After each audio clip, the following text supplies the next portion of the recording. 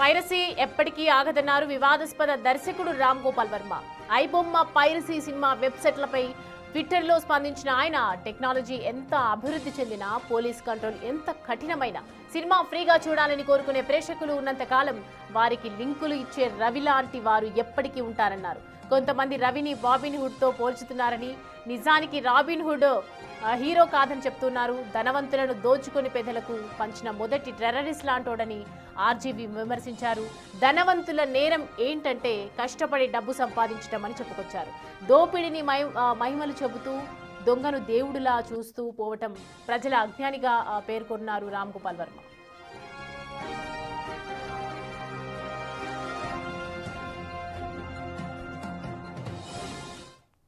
ఈ అంశానికి సంబంధించి పూర్తి డీటెయిల్స్ మా ప్రతినిధి సాగర్ మనకి అందుబాటులో ఉన్నారు.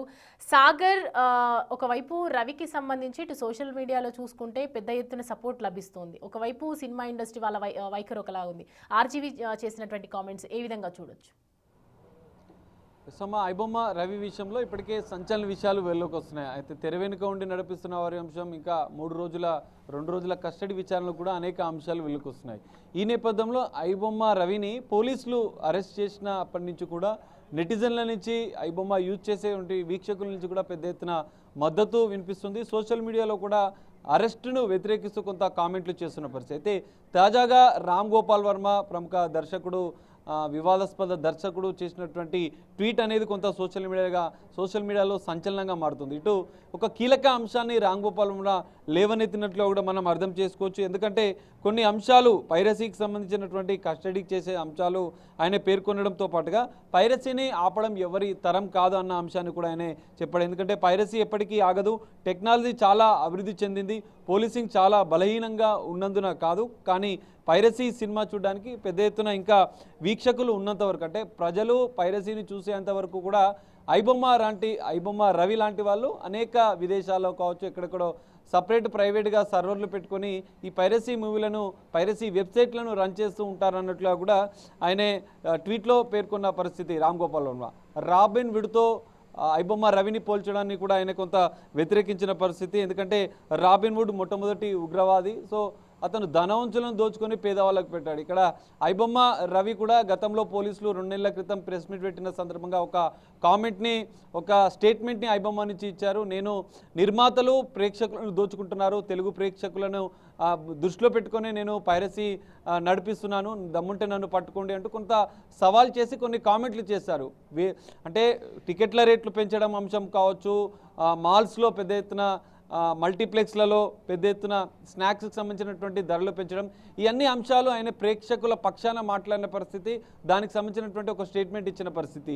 ఈ అంశాన్ని కూడా ఇక్కడ రామ్ గోపాల్ వర్మ చెప్పారు. ఖరీదైన సినిమాలో ఉన్నప్పుడు పైరసీ వస్తాయి, పాప్కార్న్ ధరలు, టికెట్ ఎక్కువ రేట్లు అయినప్పుడు కూడా ఈ పైరసీలు వస్తున్నాయని చెప్పారు. ఇక్కడ రామ్ గోపాల్ వర్మ ఒక కీలక అంశాన్ని లేవనెత్తారు. పైరసీ చూసే వీక్షకులపైన కూడా కేసులు నమోదు చేయాలంటూ కూడా ఆయన చెప్పిన పరిస్థితి. కానీ ఇక్కడ వీక్షకుడిని పట్టుకోవడం లేదు, 100 మంది ర్యాండమ్గా యూజ్ చేసే, అంటే పైరసీ మూవీలను చూసే ప్రేక్షకులను కూడా వారి IP అడ్రస్ ద్వారా గుర్తించి వారిపైన కూడా కేసులు నమోదు చేయాలని చెప్పి ఇక్కడ ఆయన చెప్పిన పరిస్థితి, తన ట్వీట్లో పేర్కొన్న పరిస్థితి. సినిమా లింకులను, పైరసీ మూవీలను జనరల్గా టెలిగ్రామ్లలో, వాట్సాప్లో, సోషల్ మీడియాలో ఫార్వర్డ్ చేస్తున్న అంశాలు కూడా మనం చూస్తున్నాం. ఈ సినిమా పైరసీ మూవీ లింక్స్ని ఎవరైతే ఫార్వర్డ్ చేస్తారో వారిని కూడా నేరస్తులుగా పరిగణించాలి, ఈ కేసులో వారిని కూడా శిక్షించాలన్న అంశాన్ని కూడా రామ్ గోపాల్ వర్మ మెన్షన్ చేసిన పరిస్థితి. ఇప్పటికే నెటిజన్ల నుంచి పెద్ద ఎత్తున ఐబొమ్మ రవికి మద్దతు వస్తున్న తరుణంలో రామ్ గోపాల్ వర్మ ట్వీట్ అనేది కొంత సంచలనంగా మారుతున్న పరిస్థితి కనిపిస్తుంది. భయం పనిచేస్తుంది కానీ నైతికత పనిచేయదంటున్నారు. ఎందుకంటే ఇక్కడ ఐబొమ్మ రవిని అరెస్ట్ చేసిన మొదటి రోజు నుంచి కూడా పెద్ద ఎత్తున నెటిజన్ల నుంచి మద్దతు లభిస్తుంది, పెద్ద ఎత్తున అతనికి సపోర్టింగ్గా కూడా కొంతమంది మాట్లాడుతున్న పరిస్థితి కనిపిస్తుంది. ఇప్పటికే 3 రోజుల విచారణ, రామ్ గోపాల్ వర్మ చేసినటువంటి ట్వీట్ కింద కూడా కామెంట్స్ పెడుతున్నారు కొంతమంది నెటిజన్లు. అంటే who is talking about piracy, అంటే పైరసీ గురించి ఎవరు మాట్లాడుతున్నారంటే రామ్ గోపాల్ వర్మ పైన కూడా కొంత విమర్శలు చేస్తున్న పరిస్థితి కనిపిస్తుంది. ఎందుకంటే ఐబొమ్మ రవికి మొదటి నుంచి కూడా నెటిజన్ల నుంచి మద్దతు ఉంది. ఇక్కడ కీలక అంశాన్ని రామ్ గోపాల్ వర్మ మెన్షన్ చేశారు. 2 అంశాలను ఇక్కడ కీలకంగా మనం చెప్పుకోవచ్చు. రామ్ గోపాల్ వర్మ పైరసీ అనేది ఆగదు, ఐబొమ్మ రవి లాంటి వాళ్ళు చూసే, అంటే ప్రేక్షకులు పైరసీ సినిమాలను ప్రోత్సహించే వాళ్ళు ఉన్నంత వరకు కూడా ఈ పైరసీ రాకెట్ అనేది నడుస్తుంది. ఐబొమ్మ రవి లాంటి వాళ్ళు ఎంతోమంది పైరసీ మూవీలను అప్లోడ్ చేస్తారన్న అంశాన్ని చెప్పాడు. ఇక్కడ వీక్షకులను నేరస్తులుగా చూడాలి, అందులో కేసులో వీరిపైన కూడా కేసులు నమోదు చేయాలన్న అంశాన్ని ఆయన ట్వీట్ ద్వారా పేర్కొన్న పరిస్థితి. ఇప్పటికే దేశవ్యాప్తంగా పైరసీ ముఠా ఐబొమ్మ రవి అంశం అనేది సంచలనంగా మారుతున్న నేపథ్యంలో మరి రామ్ గోపాల్ వర్మ ట్వీట్ చేసిన అంశం కూడా కొంత సోషల్ మీడియా హాట్ టాపిక్గా మారింది.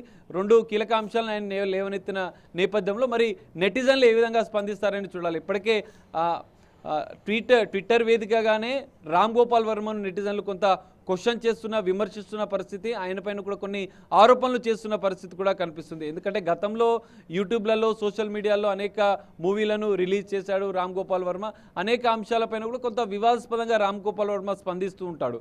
సో సినిమా ఇండస్ట్రీకి సంబంధించిన పైరసీ పైన కూడా రామ్ గోపాల్ వర్మ తనదైన శైలిలోనే స్పందించినట్లుగా కూడా మనం అర్థం చేసుకోవచ్చు. దీనిపైన నెటిజన్లు ఏ విధంగా రియాక్ట్ అవుతారు అనేది చూడాలి. ఇప్పటికే మూడో రోజు ఈరోజు ఐబొమ్మ రవిని కస్టడీకి తీసుకొని విచారిస్తున్నారు సైబర్ క్రైమ్ పోలీసులు.